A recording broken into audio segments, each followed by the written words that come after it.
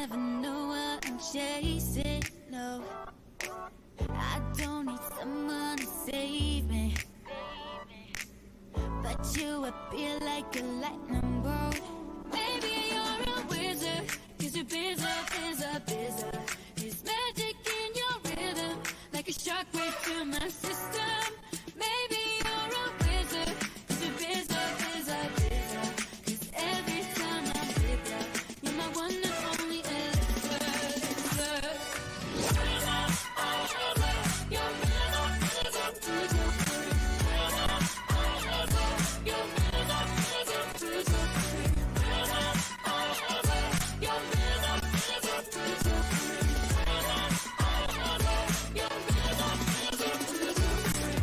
Like a magnetic attraction,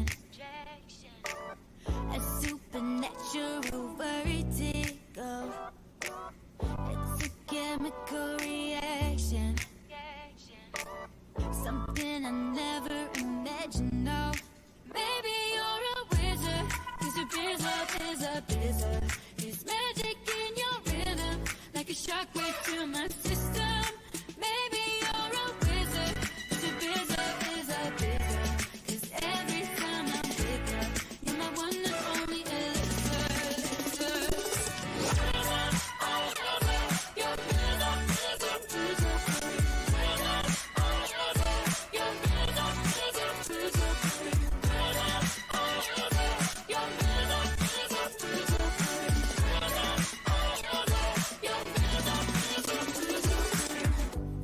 You're the one that lights me up, ah. You're the one that lights me up, ah. You're the one that lights me up, ah.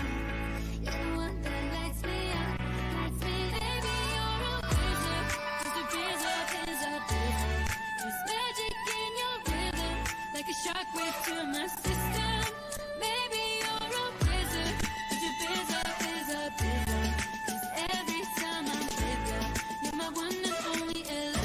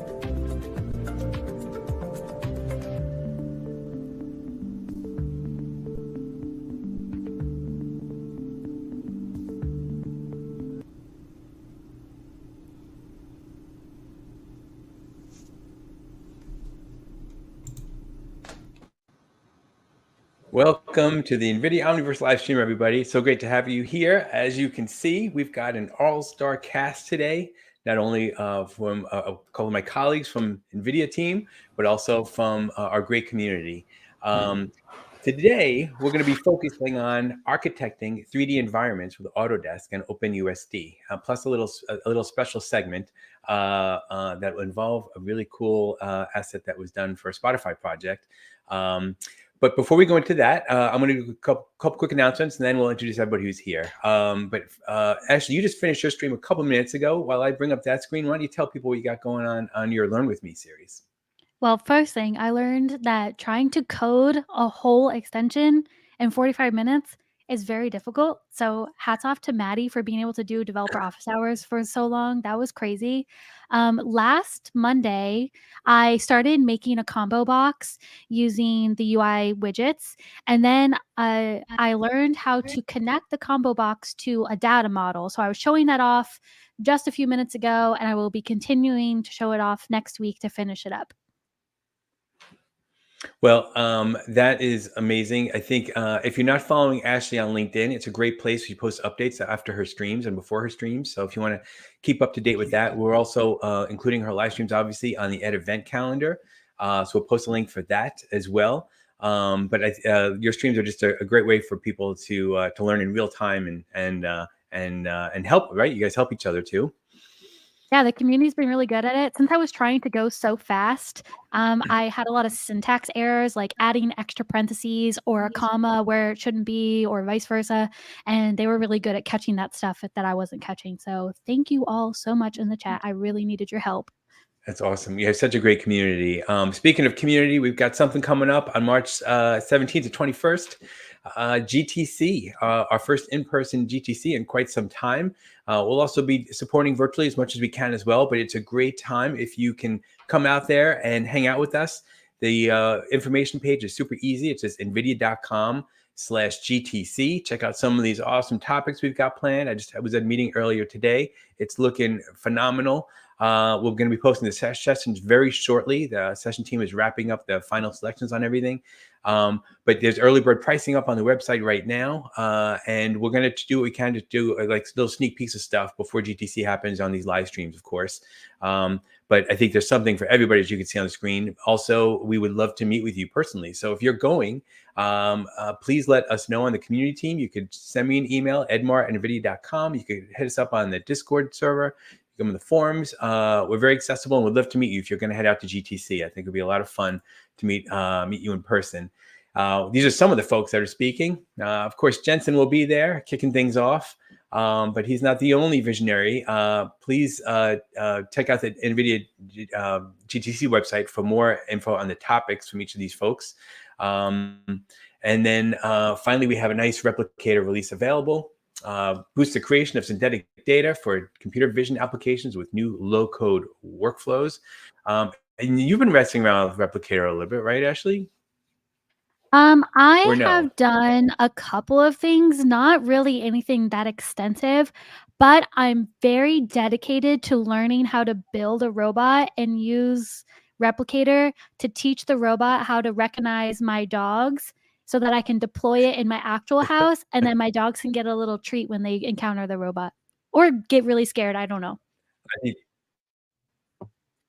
I think this would be, that sounds like it could be a cool hackathon project, maybe virtual too. That'd be awesome.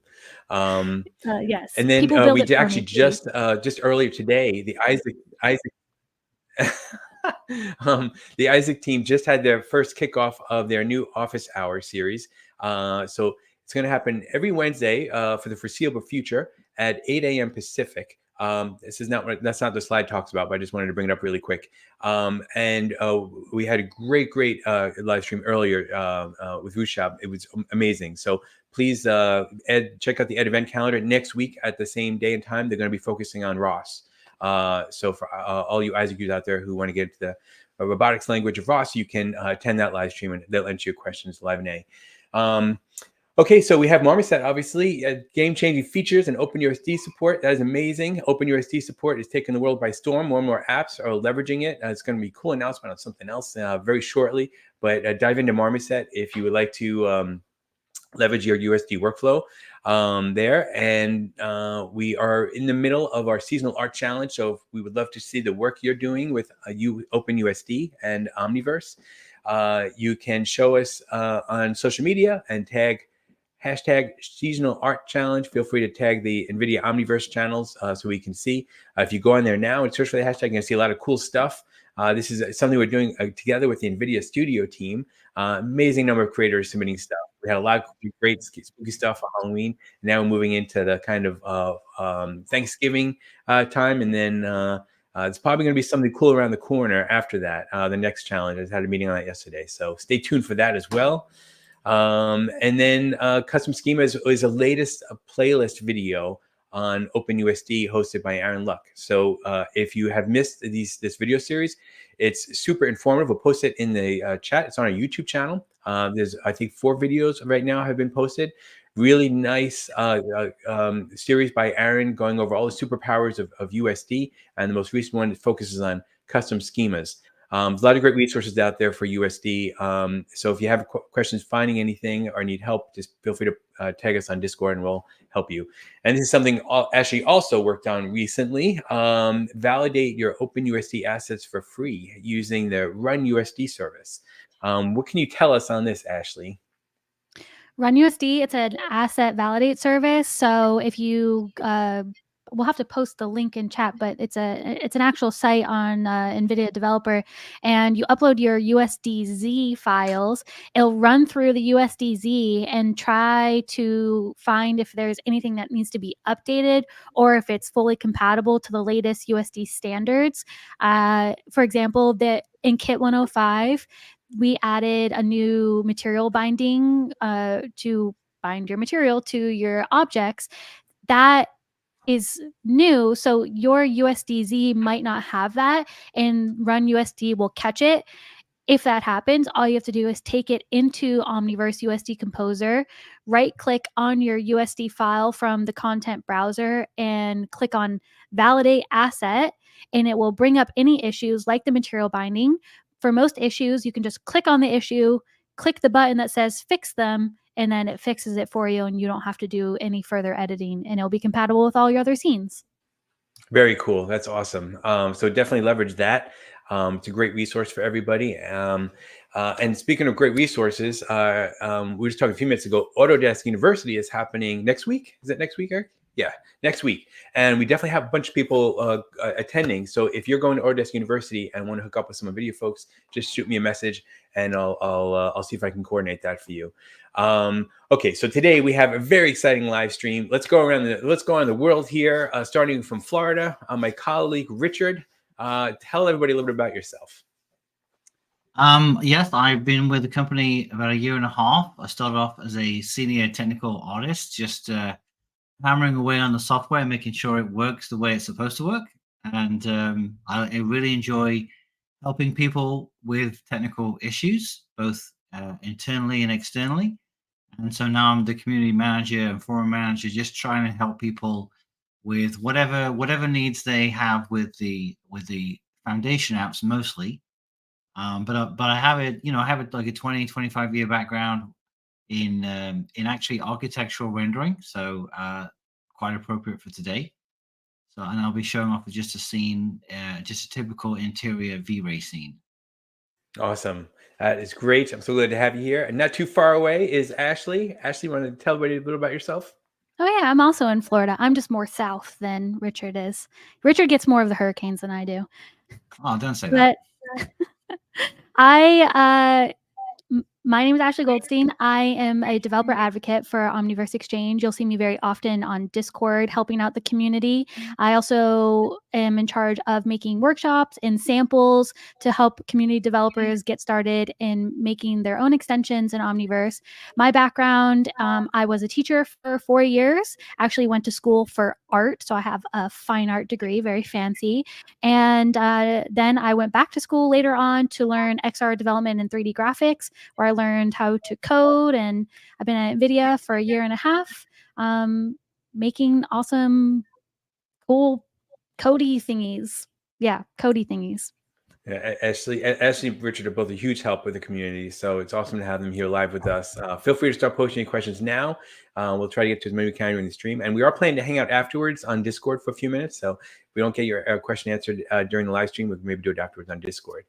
Okay, let's go over to Texas, where my friend Eric Craft and Omniverse Ambassador from the community resides. Hey, Eric. Hey, how's it going? So I'm Eric Craft. I'm an XR and visualization program manager for a company named Mead and Hunt. They're a full AEC company.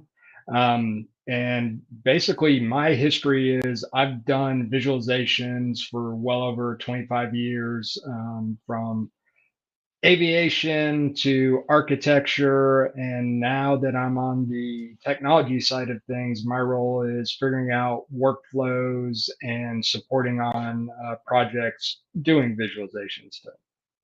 Well, we're so happy to have you here. Yeah, I think you're an awesome ambassador. So thanks for your great participation with the community always. Speaking of community, we have a relatively new member of the community joining us, Mr. Louie Peacock, coming to us from Los Angeles.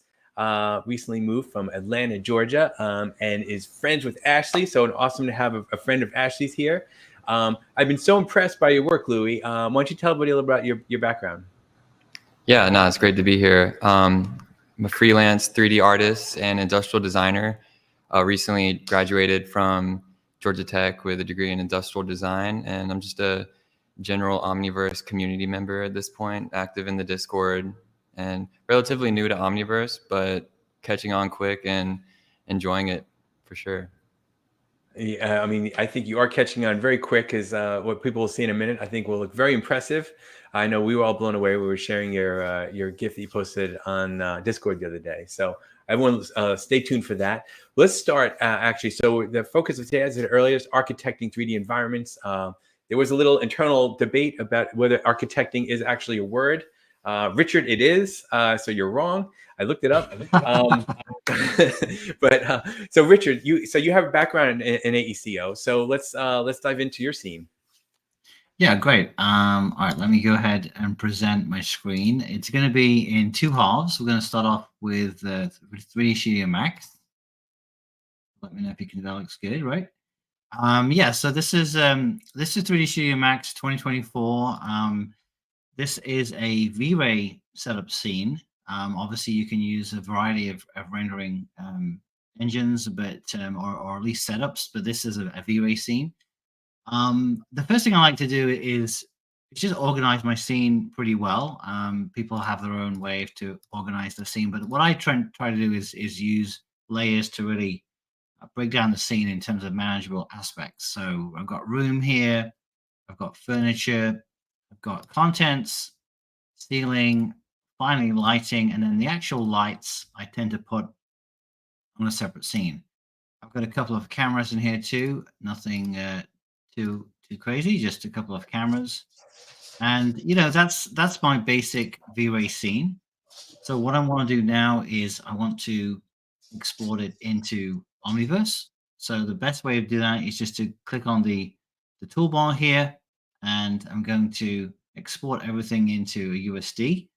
We have the option to either do it with the whole scene, or we can do it individually with lights and cameras and various tools.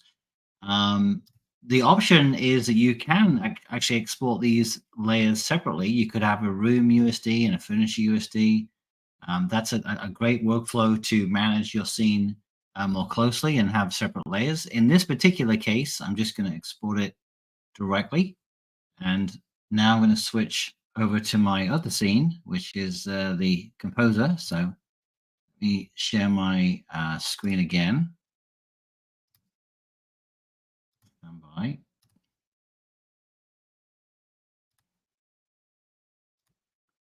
Takes a while, I apologize. Okay, there we go. Are you guys seeing my screen now? Yes. Perfect. And I think what I'll do is just to save on some bandwidth, I'll turn off my camera. Hey, that's behind you. Well, not anymore. Yeah, yeah. I've made this rendering my background, so quite appropriate. He's living in Omniverse. Exactly. Takes his job very So- seriously. Not a Richard, dentist actually, office. why what was the reason for choosing V-Ray originally, like as a renderer? What's the advantage? Or anything? Well, I mean, you know, V-Ray. Yeah, that's a great question. V-Ray is quite a popular rendering, third-party rendering for 3D Studio Max. It's a very popular tool in the AECO industry. So, you know, there's various renders out there. I use them all. Octane, V-Ray, etc. But people will know if you're into AECO, especially things like Revit and in Autodesk products, V-Ray has spent years developing a very robust rendering platform for that. Although we support standard rendering, things like Arnold and older situations like that, standard we call it, V-Ray is really, I would say, the industrial standard still currently in the AECO market. And our exporter has been really tuned to a high level to support not just V-Ray materials, but V-Ray shaders, complicated shaders, and even V-Ray lights and cameras. So I thought that was a good example to start off with. Yeah. But yeah, you can actually convert this to a standard, what we call standard material, standard lights, and it works just as well. But I wanted to show how well, literally in one click, this works right out of the V-Ray system. So this is what we have presented with. Nothing really has changed. I've got my two cameras here. And what I have done is broken down the scene into various lighting conditions. So the only difference that I've added is I've added an environment system, which I can turn on and off in the background. And what I can do now is I've got various conditions I can do. I've got my lights here I can turn off, my little lamps. I can turn off my overheads. So I'm actually gonna kind of reset the scene. So now what we're looking at is just kind of the default environment light coming in through the window. Now that is not part of the V-Ray scene. You can really go into great detail and bring in all your lights, all your cameras, and a skylight. But it's actually better to try to do as much as you can in Composer because you get a little bit more latitude in that. So in terms of environments, I would recommend actually bringing in a custom environment directly in Composer. And what we have here is I've shown this before. This is a really great feature of Composer. We have this time of day adjuster. So you can see I'm going to make it a little brighter here just for the sake of it. And this is running it again in real time. We could run it in path tracing, but I always like to have my scenes running as well as I can in real time. But you can see how well this works. It's just such a joy to play with, where we can set the lighting here. I'm going to make this a little bit bigger. We can set the lighting and the time of day exactly the way we feel that should look. That looks very nice. And then I can maybe take my exposure down again and show you the additional lighting we have. So I've got some cool little desk lamp lights here. I've got some overhead lighting. And you can see how well it warms up there with all the various light conditions. And the final thing I can show you is it's now easy to add an animation. Because this is playing in real time, I can simply take a camera, animate it, and press spacebar. And hopefully that's coming through fairly well. But you can see I'm able to just animate the whole scene walking through very, very smoothly. And that's how fast it is to turn a V-Ray scene into a really realistic animation. Did that play through okay, guys? Very pretty. Yeah, and then this is path tracing. I mean, what I try to do in my workflow is try to make it look good in both rendering engines, because there is an advantage to both. They both have their slight advantage, and you can see that in real time it's a little darker in the shadowing, but obviously it plays so beautifully in real time. And then maybe for final render, I can switch to path tracing mode, and from there you can say adjust the various exposure, and then a final touch, which I can never get away with that doing. I have to add a little bloom and things. Obviously that's way too hot. And then that's looking. When you had the good. bloom on, it looked like heaven's reception office. That's right. That's where you go when you die, and you go there to wait to see if you're. Oh God, you go to a dentist's office. That's right. I don't know if that's everyone's heaven. Maybe that's the other place. If you're bad, that's where you go. Oh, yeah, that makes sense. Wait, I like the dentist. But yeah, so that's my 30-second workflow. Again, no tricks, just straight out of Max and completely V-Ray compatible. Very cool. Cool. Awesome. That's very nice. And about how long did it take you to kind of put together this kind of scene? Just because it looks like you have a lot of cool assets in here. Where'd you grab the assets from? Yeah, the asset is an old CG Access asset. CG Access is a really good online resource. I believe I got that through their web portal, and it allows me to download high quality assets for testing. So this is actually an old demo scene I've had for years, but it works really well with it. And yeah, I opened it up, I optimized it a little bit, and set up my lighting the way that I would like to see it, and then set it up here. Very nice. Nice comment from Papa Chuck, aka Renan. Thanks for that. Okay, very cool. Thank you so much, Richard. That was fantastic. Really nice. I'm looking forward to my next dental appointment now. And we're going to switch gears. I think, let me see, what did we decide before?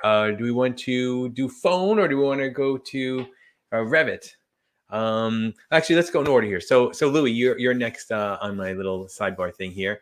So you designed something really cool for another project, right? You had a freelance gig?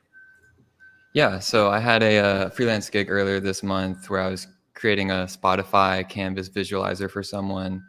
Small part of that scene was an asset that I enjoyed making and thought, this would be the perfect thing to bring into Omniverse and see if I could push it a little bit farther. Let me see if I can share it with you guys.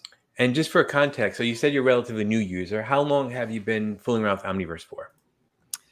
Yeah, so I've had Omniverse on my computer probably since 2020, but it wasn't really until the past couple months I've really started to crack it open and try to figure out what USD is about. And really October last month, really with the seasonal challenge is what kind of inspired me to just give it a go. And after that first project and just feeling the power of the real-time interaction, kind of just haven't turned back. I'm trying to just incorporate it in all my projects. But yeah, you can see here, these are kind of the final end results of my projects. Got a couple here. This is proof that my evangelism works, by the way. It did. It only took 3 years, Ashley. I've only been at NVIDIA for 1 year, so No, just kidding. Hey, you converted one of us. just one. At least. Yeah, these are what you posted on Discord the other day, right? Yeah, these are great. Exactly, yeah. And I think the most exciting part of this for me was just being able to experiment with the lighting at the end. I feel like the majority of this project was like making the asset, getting it ready for Omniverse. And by the time I was in Omniverse, the experimentation was just able to happen so quickly. And I was able to make these different lighting scenarios, what felt like an hour, something like that. How did you model the telephone? Yeah, I'll take you through that actually right now. I'll take you through my process leading up to Omniverse, and then I'll crack open Omniverse and share the scene. So I always start in Figma. I don't know how many people use this, but I know most people in the industry use like PureRef, I think, for their references, but I wanted to share just because it's free, and I honestly use it on everything now. It's so easy just to gather references, create illustrations. You can copy anything from the web, and it's so quick too, just to make infinite copies, scale things. So this is perfect for references, bringing images into your 3D software. And I also used it to create some decals that I would later use in Substance Painter just to decorate the phone. I wonder if my son would know this is a phone. You test them. Maybe not. They'd be like, what is this old alien device? How does it Yeah. work? Yeah, so after Figma, I actually split this one between Fusion 360 and 3ds Max for the modeling. I know Omniverse has a way to directly import CAD models, which is really awesome. But for my uses, I wanted to bring into Substance Painter. So have a little workflow where I could take my CAD model and basically turn it into a poly model. And yeah, so here's some of the CAD model images. I decided to use CAD instead of just poly modeling just because there's all these tiny holes, and I didn't really want to deal with that in poly modeling. So yeah, and then right here I also have the 3ds Max scene. This is everything assembled, all the different parts. I just had different materials assigned in here, just so when I bring it over to Substance Painter, I can very easily just align with everything. And I think when I did all the UVs in RizomUV, I believe it's called, and just assigning the materials made it really easy just to automatically allocate like a UV square to each material or each object I wanted to do. I think also one of the cool things I discovered with this, I don't have it open right now, but once I brought it into Substance Painter and did all the texturing, it made it so easy just to bring it into Omniverse directly. It compiled all my materials for me, created the USD asset, and it was like instantaneously ready to go in Omniverse. I didn't have to like load a single material or anything, so that was nice. When you did the cord, did you have to do anything special to it, either in 3ds Max or Omniverse, to make it look like it wasn't like a hard object and more like squishy? Yeah, so let's crack open Omniverse. I'll share my scene. So the physics capabilities of Omniverse was also a really cool, like unexpected level up for me with this project. That and the lighting, I would say, were the biggest two. But the way that I did that, let's see, bring into perspective here. Maybe I'll add a little light just so you can see what's going on. So here is one of my scenes. And yeah, so I use the physics in Omniverse to make each of these phone bodies I think it's like a collision object is what it's called. Yeah, collider. And, you put a collider on it. Exactly, yeah. I think it was as simple as create, add, or maybe it was add. Yeah, collider preset. So I did that for both the phone bodies.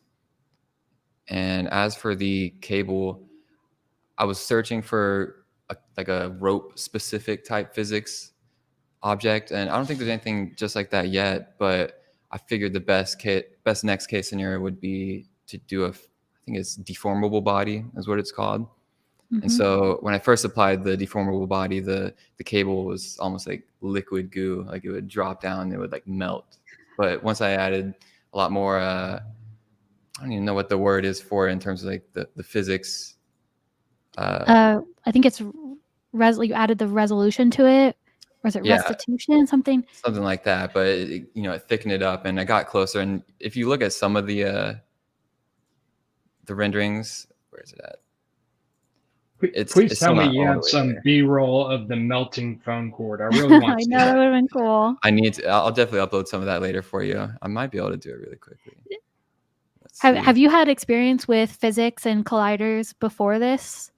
Just basic experience. Like I've done a little bit in Houdini, maybe a little bit of Tyflow in 3ds Max, but I think this just made it so much easier.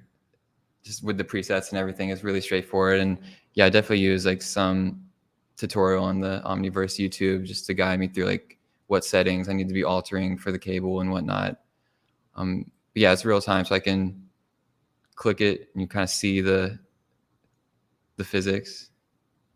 Yeah, and kind of going back to what Richard was touching on, I think the funnest part about this is being able to go into real time and instantly have that visual feedback, and you still get, a good enough rendering of it where you're seeing just so much of like so close to the final product right here, and at any moment can just switch over to a more realistic view with the different render settings. Also, I've got a couple of layers here that I use to set up like different scenes, I suppose. So we have this one. I'll turn off this dome light. Yeah, so I got a couple animated lights in here. Kind of reveal the phone. Got a couple cameras set up. Let's see.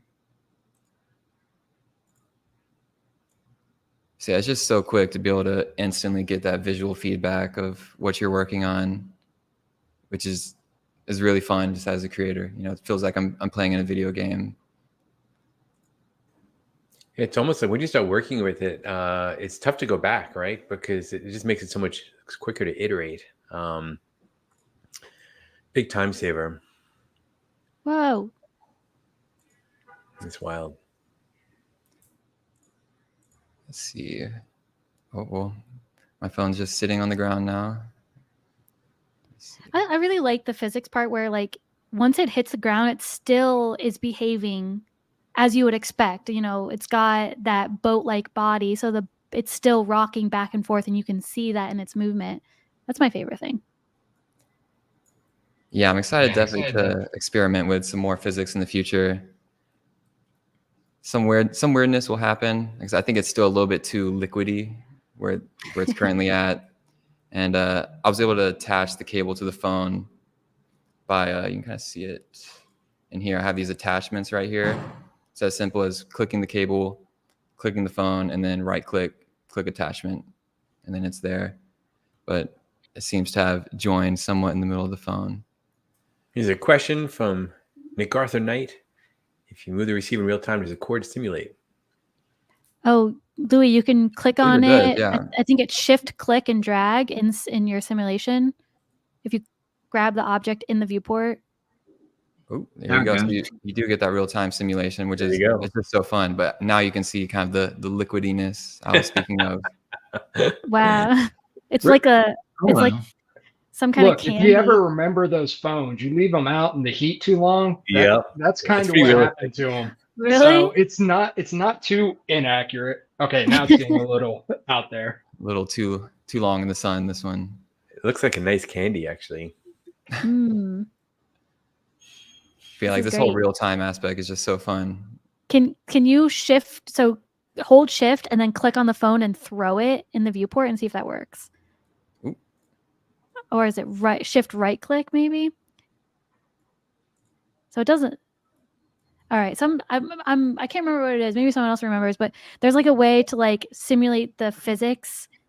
I think it has to be running, and then I think it was shift left click, and it'll give you the. Yeah, there you go. That's what it was. There you go. I love that. It's a little crazy here. Oh, it looks like something from that movie, The Thing, you know? Oh, yeah, it does. Oh, yes, that's what it is. The cord has become an alien entity or virus or something. Oh, no, there it goes. Classic. Bye. Yeah. Yeah, so fun. This is really cool. I'm so impressed that you were able to do this with just in a month of opening Omniverse for the first time and really diving in. Yeah, like I said, most of the time went into just creating the asset. But once it was in here and I'd learned kind of like some of the basics, it was just so quick. Like even like this exciting, or not exciting, but this type of lighting, just instantly being able to see it like this is so fun. It's like getting this like silhouette. It's like a sexy phone now. Exactly. And then boom, you can instantly just hop into this more realistic version with the interactive rendering setting. But yeah, this is the scene. So how was the feedback from your client? They liked what you provided? It was different color, right? Definitely. So this one was more so just a personal project, going this far with it. I'm definitely going to be, I have actually used Omniverse for a single like freelance project this past month, but I'm definitely going to start incorporating into all of my freelance work and bringing these extra like physics and dynamic lighting. I think they'll just add a lot to it in the future. Oh, the next phone you should model and put into Omniverse is one of the ones that are see-through and you can see all like the stuff inside that are like pretty colors. I actually really wanted to do that. Let's see, this one right here. Yeah. But I just haven't yet That's bit the bullet in terms of creating all these models inside there. So Zia's asking about how much time it took to model. I think it's hard to say because it was definitely spread out over a good week or so. Maybe like an hour here, hour there, 2 hours here. Maybe in total I'd give it like 4 hours, 5 hours. It's really hard to say just because it was kind of spread out. And yeah, and there was, like I said, made it in Fusion 360 and then brought it over to 3ds Max. It was definitely a learning project for me, though. Very cool. Well, Louie, I'm so glad to have you as part of the community. And thanks for taking the bold jump and jumping on the live stream with us to show off your project, your first project in Omniverse. Yeah, thanks for having me. Yeah, it's very cool. We got another question from Zia here. What made you choose CAD? Let me put it on the screen for everybody. And yeah, so you can bring the CAD directly into Omniverse, by the way, but the reason I chose CAD over Poly for this part, I just figured it'd be easier. And all my Poly modeling, I'm usually doing like sub D modeling. So for instance, this object, you know, it's got all these like curves and stuff, and figured that'd be really difficult to do in CAD, whereas this is all these very kind of like rigid holes and flat shapes. And I just figured I could do it way quicker in CAD than I could Poly modeling. So that was my reasoning behind it, and definitely saved me a lot of time. And as far as how I converted it, I use this program called MOI, Moment of Inspiration. There's some tutorials out there that you can look at, but basically you can export it from your CAD software, bring it into MOI, and then convert it into a Poly model and kind of adjust how many polygons is in there, high or low. I'm still kind of experimenting with that workflow. I'm definitely going to use it on my next project though as well. Yeah, I'm familiar with MOI, and it's a really incredibly good modeling application. Very cool. And Eric, I apologize for covering your face with the light bulb there from the other Eric. You tried to get around it, but good luck. But it looks like you are very flexible. I'm impressed. So the other Eric, the viewer Eric, would love you to touch on a bit more on the CAD to Poly workflow if you're able to. Yeah, sure. I could show you my. I'll crack open Fusion 360 really quickly. Maybe I can open MOI as well. Very cool. And then stay tuned because we're going to dive into a nice Revit workflow with our Eric here, Eric Craft, coming up next. Great to see the comments and these great members of the community in the chat. Thanks for joining us, everybody. So here is the CAD model in Fusion. Got all the different components up in here. Let's see. So many bodies, I kind of get lost. Yeah. I'm like, what is what? But yeah, so here it is in CAD. And here I have MOI. So what I'll do is I'll export and I'll do it as an IGES file. Maybe you can do other files. I'm not too sure, but I just know this is what works for me. Export that. And then here I have MOI. So I'll crack this open. I think I can import. Yeah, so here's a IGES file. And here it is in MOI. And it's really as simple as going to File, Export. All right, whatever. Maybe I'll make it an OBJ, or let's do an FBX. Oops, actually, maybe I messed that up. And just to point out that that's a good workflow, but we also do support direct import too. So if you have an IGES file or a step file, you can import the CAD file directly into Composer without needing to go Poly. Yeah, you may. I don't remember if it's the extensions on by default. You may have to turn that on through the extension manager, if I remember correctly. Yeah, we have some basic extension imports. I think there's about 5 of them by default. And then if you need to get into an advanced workflow where there's some more esoteric CAD flows, there's an extension called CAD Converter that you can turn on the extension manager. And especially if you use it a lot, just keep it on by default. But we try to make everything able to be imported directly into Composer without needing to do any intermediate conversion. I think I actually did bring some CAD models over to Omniverse earlier on in the process just to get like a quick visualization of what I was working with, and it looked great. I think my only reason I didn't use the CAD converter was just because I wanted to use Substance Painter later down in my workflow. And maybe there's a better way to do this that I don't currently know. I just know I had to convert it to poly just so I could create some UVs, I believe. Yeah, it's getting a little weird in Mori right now. I don't know why it's not reacting how I usually do. But yeah, once it's in there, you can just export it and you have control over the amount of polygons. I know there's a couple different workflows to convert CAD models. Some people can do it directly, like in Cinema 4D, and I think there's others as well, but this is just what has worked for me thus far. 3ds Max natively supports it as well. Awesome. Well, very Zia cool. had a really good idea too. Yeah, I saw that. A few months ago in my live streams, I was trying to create a SimReady asset, a trash can, and I was using Blender and doing like modeling in Blender, and man, did I mess this trash can up. So might be something I have to look into, this workflow for creating a SimReady trash can. I thought it looked pretty good. I thought it was pretty real to the visual, the original. Oh, my trash can? Yeah, but it's a terrible SimReady asset. For SimReady standards, it's terrible. Very cool. Well, thank you, Louie. That was awesome. Thanks for taking on those questions. Let me share.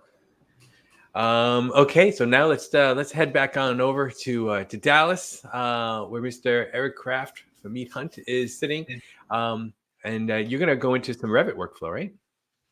Yes, I am. Give me just a second here. All right. Can you see my screen? Yes, we got it. All right. Excellent. All right. So unfortunately, I'm working with a Autodesk sample project. You know, non-disclosures and things like that. We can't share any of our fun projects in most cases.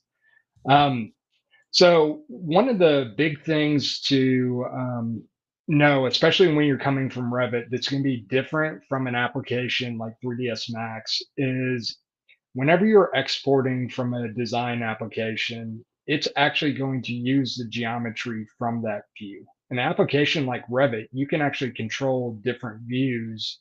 So for example, if I come to this cutaway stair, if you were to export this view, you would not get the whole model. You would only get the geometry that is seen a part of this view. So one thing to be cautious of with Revit is, you know, the good old WYSIWYG, what you see is what you get. So it will export beyond the camera view, but only the geometry that is enabled inside of that view. So if I were to come over here to this, the sample file with this exterior street, you can see the majority of the model is turned on here. If I export this, it's actually going to export everything out because it's everything that's turned on in the view that's really important. The other thing I do recommend is actually creating views to use for export. So I didn't create any views in this file because it already came set up being a sample file. But if you are working with designers, I would recommend creating views because there have been a lot of times where I get extra data or details within, you know, the design model, and we don't need to export that. In the case of this model, your MEP, your electrical, mechanical, plumbing, a lot of that you can actually see. If we zoom in here, you can actually see like the pipes are exposed within the building. So it's important to keep that. But a lot of times, a lot of that stuff is in the model because they're going to build a building from it. So they need to know where it is. But in reality, it's hidden in the walls or something like that. So you really don't need to expose it. And why carry it if you don't need it on the visualization side of things as you go back over to Omniverse. So what I did today is I actually went ahead and took one of these views, exported it. So over here is the Omniverse toolbar. And to set up your settings, you can open up the settings dialog here. It is very similar to what you see with 3ds Max or other applications, but it gives you some specific Revit information that you can export. So again, depending on what you need to show, what you need to visualize, things like bin data. So if you were going to be working on a digital twin or something like that, BIM data would be really valuable to take out. That way you have access to that data inside of Omniverse. And then something new off the most recent releases is the advanced settings. So this gives you some additional settings beyond the default, and it will actually, something else right here is scene optimization. So Omniverse has its own scene optimization tools, but using one of the predefined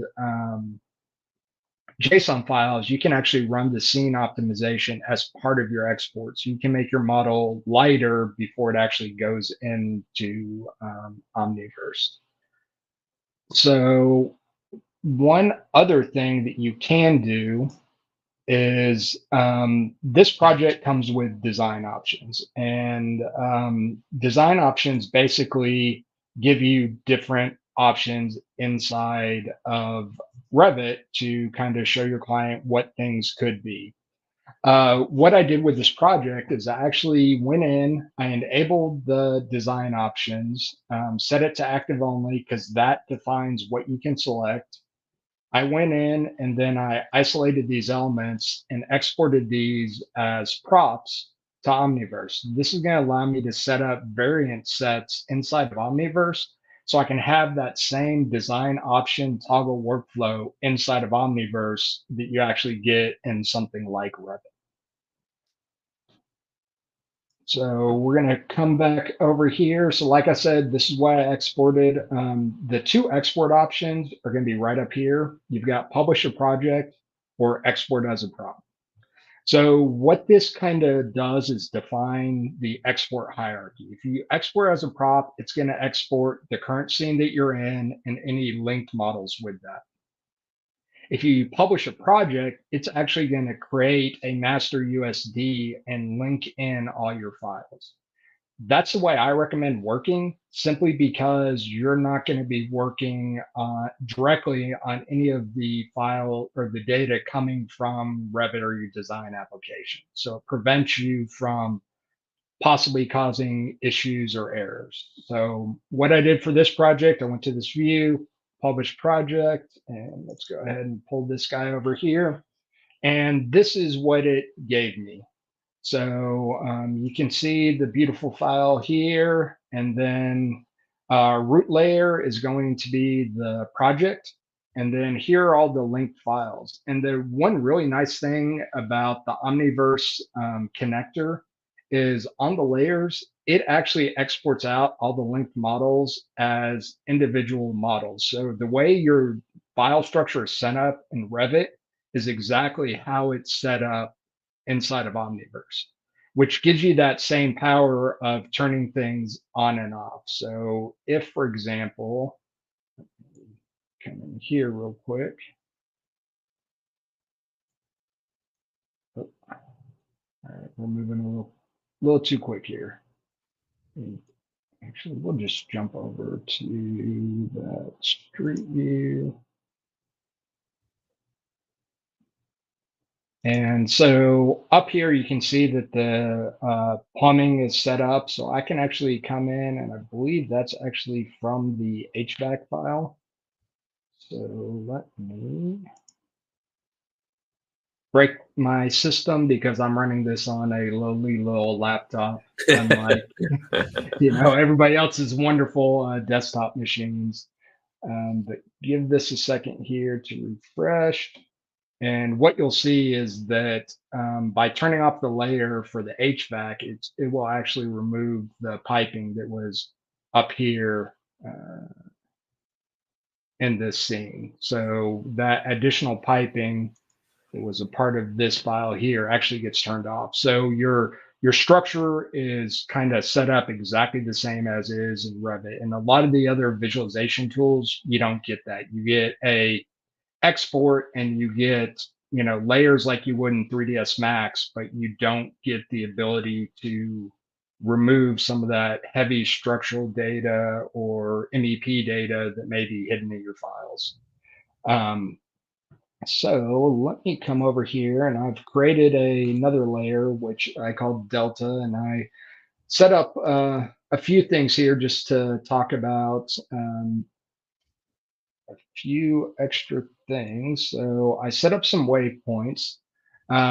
So what waypoints are the reason I'm using waypoints is because I would go to the view and basically make a waypoint for the camera. The nice thing is it takes me to that location, but I'm no longer in the camera. So if I were to look around in the camera view, that data is going to be stored.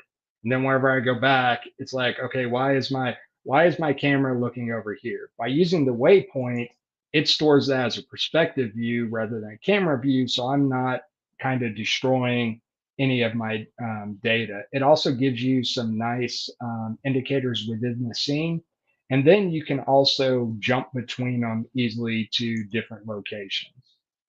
So we're going to jump back over here. So while this interior view looks okay in real time, if we switch over to the interactive path tracing, you can see it becomes a really dark view. So what I ended up doing is I actually ended up going in and creating some light objects, and just creating some simple rectangular lights in the windows to kind of give the sense of some bounce light coming through. You could also, because this does have a dynamic sky, because it was exported as a project, I could also adjust the view. But something I've had to work with, especially on people doing visualizations inside of Revit, but also comes into play like this, is there's no light fixtures in here. So that's definitely not intended. But what I did is actually created some sphere lights and set those up in here. But what I did make sure to do is under the shaping controls is change the cone angle. So if I leave the cone angle at the default of 180, the light's going all directions. If I take it down to actually 90 degrees here, it's actually going to cut off at the center of the light. So now it's not projecting up into the ceiling, it's projecting down, very similar to the window light or to the rectangular lights, but it's going to go out in a spherical area and help to fill in, some of the light and the details within the room. So let's go ahead and jump back up to the rooftop here. So this is where those design options were.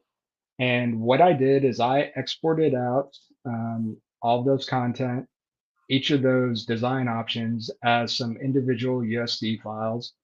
I did some cleanup just to make sure there wasn't any additional data, and adjusted the naming on them just so there was anything getting replaced. And then I went ahead and I brought those in as geometry layers. So inside here, there is the variant editor. And what that allows you to do is kind of define where you want to have stuff set up. And then it brings up some options here. So I created a variant set. I named it, and I added my content. Let me hop back over here to layers since it's complaining about that.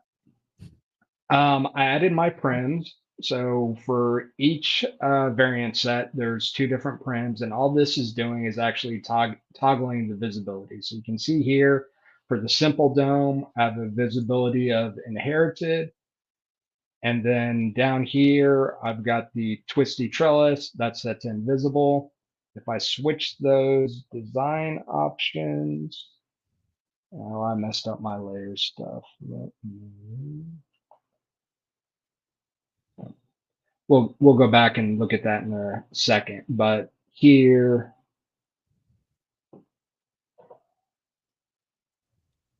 let's see, how did I manage to break that? Oh, that's always fun, is whenever you break stuff. That's my favorite thing to do, and I'm really good at it. So one big advantage I will say about the USD structure and the information that comes with it is most applications, whenever you do visibility sets or something like variant sets, you're limited to visibility. With the variant editor, you can add your prim, and you can add a property, and you can define what you actually want to change as you toggle this stuff on. So if I were to say have the different USD files, instead of toggling on the visibility, I could actually swap the path for the payload and change what's being loaded. So instead of having two sets of data in there that I'm toggling on and off, I'm literally switching out the data as needed, either through a payload or a reference. And then you could also use things like the proxy prim to have lower quality displays. It really gives you a lot of power and advantage that you don't typically get in visualization applications. So we come over here. Let's see if this will actually work. So this one. Oh, okay.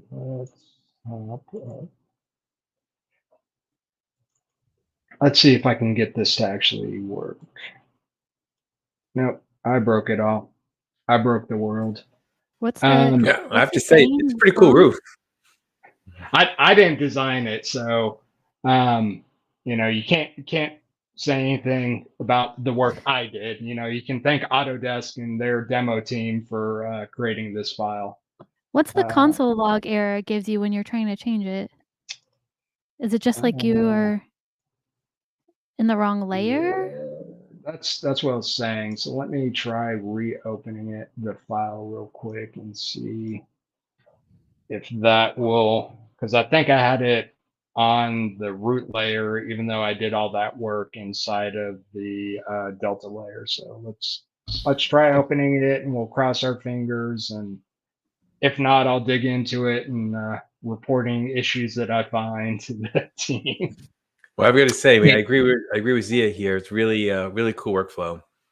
Really nice. Hey, Eric, could you just show them how you get into the waypoints menu as well? Because that's Oh yeah, a really useful feature as so opposed to cameras. it's literally this icon right up here. If I were to change my view, basically whenever you click on the icon, it's going to create a waypoint. So if I click here, and then if you right click on that, it's going to give you the waypoint. So you can see here, we'll go back to the first one. Here's the second one. It also has some playback, jump controls, things like that. So again, if you need locations, like if you're working on modeling some detail in some area and you want to be able to quickly jump back between your outside camera and your inside to see these details, you can use waypoints without the need of having another camera that can, you know, completely fill up your camera list here. So you can have your cameras for what you need to render and use your waypoints as location finders to jump back and forth from. So let's go jump down here and let's see if I can get this to work or not. Nick There had we a go. good question too. Does swapping payloads and references take longer to load than just toggling visibility? Of course, because it's going to have to unload one set of data and then load another set of data from disk. But it comes down to how much data are you dealing with. In this case, I think these files are like 10K or 100K. I could probably do the payload swapping, you wouldn't notice the difference. But when you start talking about, you know, megabytes or gigabytes of data, depending on how much content you're doing, you really want to think about what is the best way to go about that. And also, is it local or network or nucleus? Where's the data stored? Because there's going to be, you know, time to translate all of that stuff. So again, that's some of the big stuff that I did. The only other thing I did, and the thing to remember about Omniverse, is it is real time, which allows you to do fun stuff like select this guy, go down to the object, and what I want to do is actually come down here to looks. And so this is a just a water material right here, this light blue water material. But what I did was decided to have a little fun with it. So I created an action graph so we can turn this into a live action water.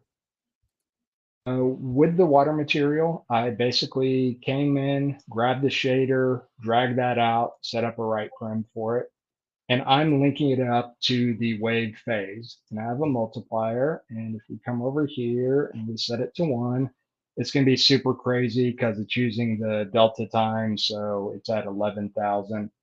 So instead of that, let's take it down to 0.1 here.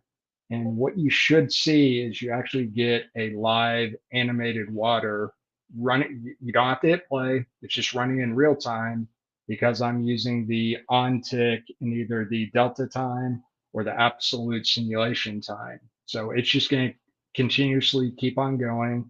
And then using my float here, I can increase the intensity if I want. So, you know, it can be stormy. The hurricane's coming to Florida. Y'all better hunker down. Not me, Richard. Richard's getting them. So we could actually come in here, and that's a little hard to see. So let's take this up to 10 by 10. So you can actually see the water now moving and rippling on the surface of the object. Wait, so that's- could you do a fountain? Because I always drive around here in Florida and I see fountains on all of our lakes. So could you like take a fountain from Revit and put it into Omniverse and simulate what it Yep. would look like in the lake? Well, you could, or this is just a simple, you could run a flow simulation on that and get, you know, real water going out of the fountain. I highly doubt anybody's designing a fountain in Revit. You know, they're probably going to use Fusion or Moy or Rhino, something like that to design it. Just because Revit's really designed more for creating walls and floors and stuff like that, not furniture, you know, more rigid structural type items. Did you So apply all your materials in Omniverse, or was that carried over from Revit? that's actually carried over from Revit. So these are just the default ones that came over. You can definitely swap them out. Sometimes, depending on who does the design and how much effort they put into assigning materials, it can come over great. But you do have the ability to go in and, you know, okay, maybe we want this to be, sure, we'll do it with the cobblestone with some, we'll go to this guy right here since it's the object with the material. So that is one thing to make sure of is whenever you're applying something, make sure that it's going to the mesh and not, in this case, it was trying to apply to the helper or the X form above it. So we'll apply it there, give it a few seconds to compile the material data, and then, you know, it'll be applied there. And the nice thing with the layer system is if I would have had my Delta layer turned on, that would have been applied there. I could turn it off and you wouldn't even see that that change was applied to the real stuff. In this case, it's actually applied right here. I can come up here and actually that's not what I want. I want this guy and this guy, and we can come in and delete the delta, and now it's back to the wood floor because the layer actually keeps changes, and because the original data is coming from here, it's being added on top. So you always have that ability to go back to the original content as long as you have a delta that you can remove. And just Cool. one tip I want to add: if you hit T on the keyboard, Eric, you'll see that that's actually a little bug that we're aware of. Sometimes the icon disappears, but you see how now you've gone from model mode to prim mode. And Right. if you drag the material in again, It should go to the it'll just model. go straight in, Yeah. which I, you know, that's just a little bit more useful if you want to really drag your materials a little quicker, because then in prim mode, it's just going to assign it to whatever the mouse hits, where in model mode, it's going to ask you about hierarchy, and that can get a little tiresome if you're materializing a huge scene, you know? Yep. And that also comes into play if you want to replace objects. So here we're selecting this. We want to make sure that we're actually selecting the mesh and not the X form. And then, you know, you can do fun stuff like, oh, what do we want to replace this guy with? We will turn him The into kiwi statue. Yeah, I Yeah, saw a what- good statue there. Well, we'll replace the current selection with the obelisk. So it's a little small. We'll lock these guys. We'll change the scale to 5, and there you go. But again, this change was not applied to the original data. It was applied as the reference. So that data is not lost, you know, from the original design work. But yeah, that's, you know, that's the really nice thing, is it becomes really easy to change what you're doing, replace objects, whether it's the NVIDIA assets or your own library. You can just go in and, you know, right click and, you know what, What a beautiful couple. I know. It's Match made. Match made in heaven. They can go to the dentist office. And we've come full circle. Very nice. We did have a question here. Let me see. Yes, there is. So actually the trees here, the people are actually RPC people, and the trees inside of Revit are actually RPC objects. What it's actually using is the CSV replacement. So if I actually come back over here, go to settings, there should be, there is a file location for that, and it is inside the documents, which I do have somewhere. One second.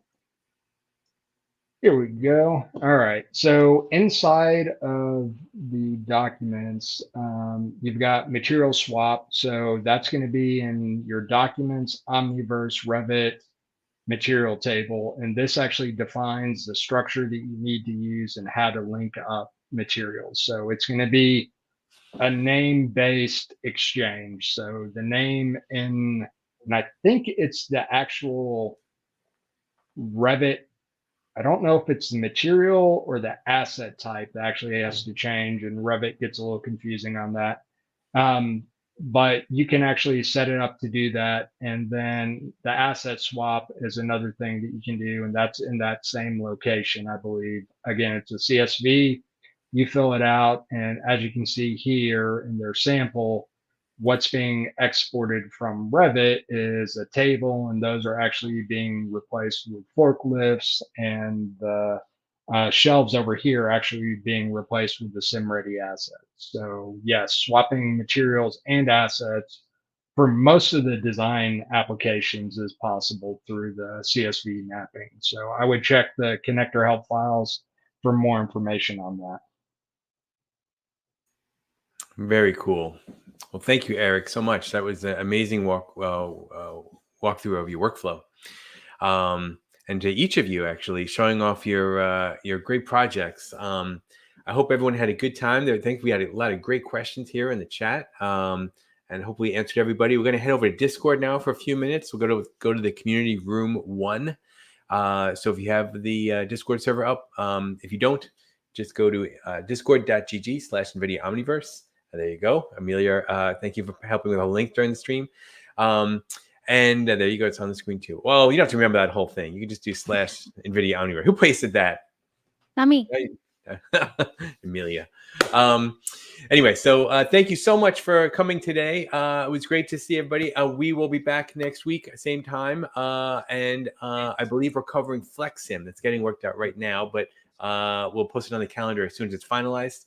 Until then, we'll see you on Discord and on the forums. And thank you so much again, Louie and Eric. Really appreciate your time today. And of course, Richard, I always thank you for everything you do. But I'll say it again. Thank you. And Ashley, thanks for coming, being a great co-host here. We'll see everybody on Discord. Thank you. Thank you. Bye.